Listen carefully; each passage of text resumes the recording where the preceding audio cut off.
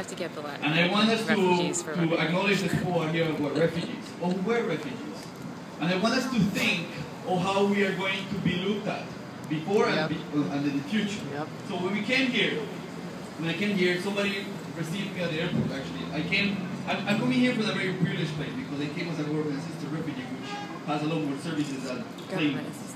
And we were housed for like a couple of weeks, and then we were supported to find housing. Still, we felt that we had a lot of things going on.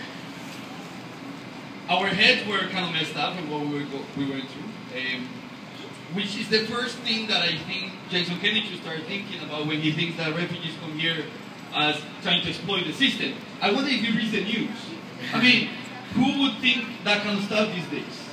I mean, if you read the news, you can tell there is something not going well in the world. And you will take some consideration for the people who are putting up with that.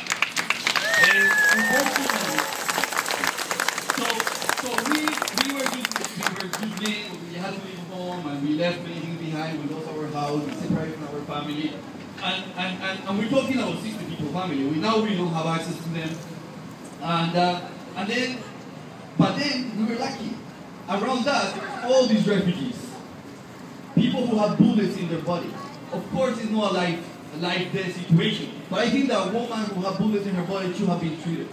With a new system, that woman is not going to be treated. And what is, I would wonder what Jason Kennedy would say to this woman to her face.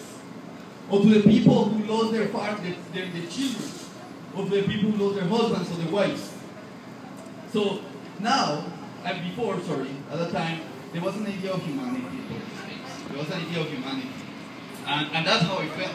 I didn't think I was that lucky then, but after reading and learning about the changes that are taking place, Bill C-31, what's happening with temporary workers, and that are going to be paid less because they are temporary workers, what's happening with the interim federal health plan, you start to realize that for this government, we are criminals because they put us in jail when we come here.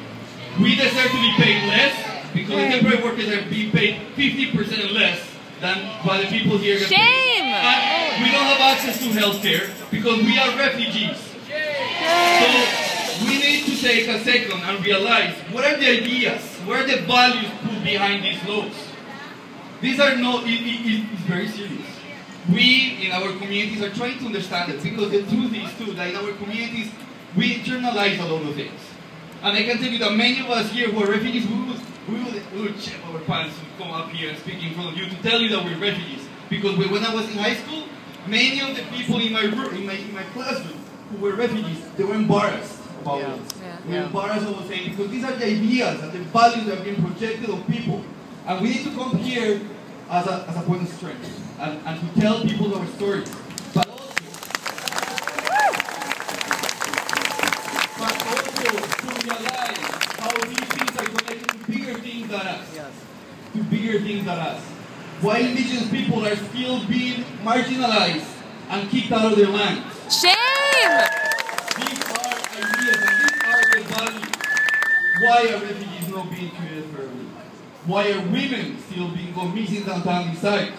Why does BC have poverty rates for children? High poverty rates for children in BC. All these things come from a place we need to acknowledge them.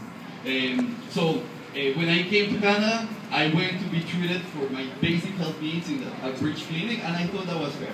And I can tell, and as far as I remember, I think refugees do pay taxes. Because when I went to a superstore, when I bought my groceries, none of the groceries I bought were discounted. I